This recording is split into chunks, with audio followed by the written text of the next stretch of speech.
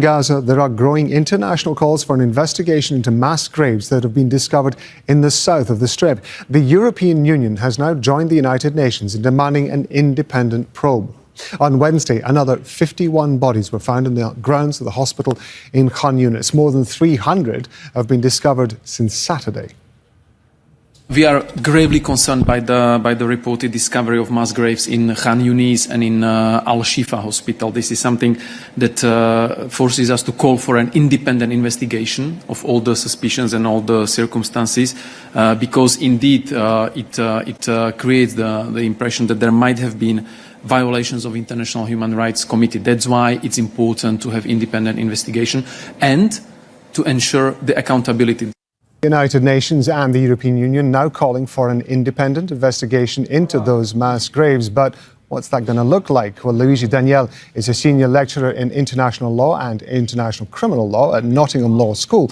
And he was among the academics invited by human rights organisations to discuss the Special Rapporteur's Gaza genocide report at the UN Human Rights Council. He's joining us live now from London. Thank you very much indeed for being with us. Aid agencies and foreign governments and the UN itself have been gathering to some degree or another evidence to suggest that Israel has been committing war crimes in Gaza since October of last year. Why has nothing happened yet? And will this call for an independent investigation into this case actually make any difference? Thanks, Rob, for the question. It's 6 months we are witnessing reports by a multiplicity of credible human rights organizations, media outlets documenting a relentless targeting of civilians or otherwise protected Palestinians. At least 251 aid workers have been killed. The Office of the Coordination of Humanitarian Affairs counts 490 health workers killed since the beginning of this military campaign. So it's true that there have been no concrete results of existing investigations, but we don't know if nothing has happened because the International Criminal Court was already investigating probable international crimes by both parties to this conflict. And the prosecutor of the International Criminal Court has made clear in multiple occasions that the court is investigating also probable crimes committed by the Israeli army. So there is a distinct likelihood that arrest warrants are imminent, even for Israeli leaders. But let me stress that they are long overdue. Injustice and systematic crimes have already been committed on a horrific scale, as these mass graves demonstrates. So the international community should pressure immediate arrest warrants to try to prevent the continuation of these crimes.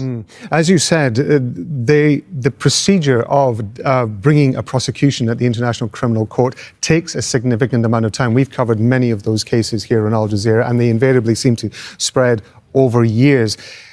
Do you think that the threat of being prosecuted at the International Criminal Court actually is regarded as a severe threat by people who perhaps in some cases have actually committed war crimes? Yes, to be honest, Israeli media outlets have reported a few days ago an emergency meeting of the Israeli executive out of fear of imminent arrest warrants. Unfortunately, the fact that these investigations are extremely complex and take a long time, it's of no justification in this case, because consider that the first engagement of the Palestinian Authority with the International Criminal Court demanding justice for all crimes is of almost 10 years ago. And this investigation has been pending for years.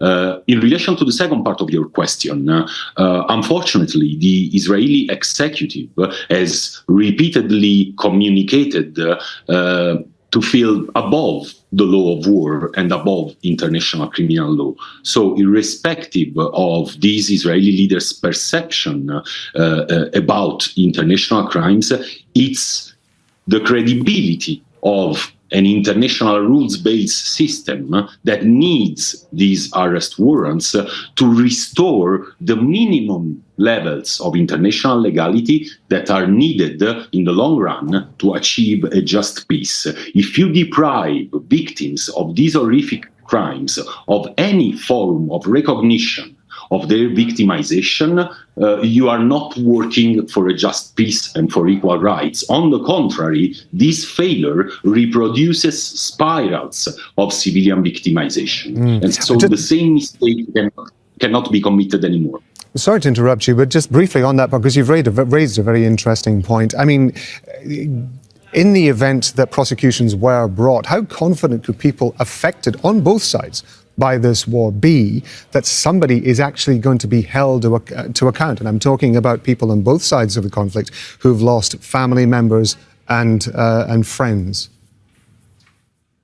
Exactly. This is a crucial issue because all the relatives of civilians killed, injured, targeted unlawfully on all sides of this seemingly lawless conflict at the moment deserve justice.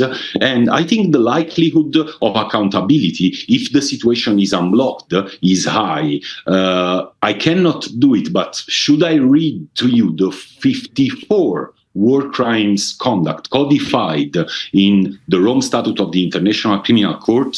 Dozens of them appear to have been committed.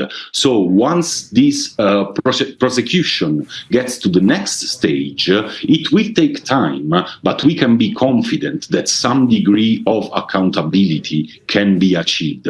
This is not enough to reach a just solution to this conflict, but it's for sure an essential prerequisite to go into this direction. Luigi Danieli, we appreciate you giving us the benefit of your expertise in this. Thank you very much indeed for your time.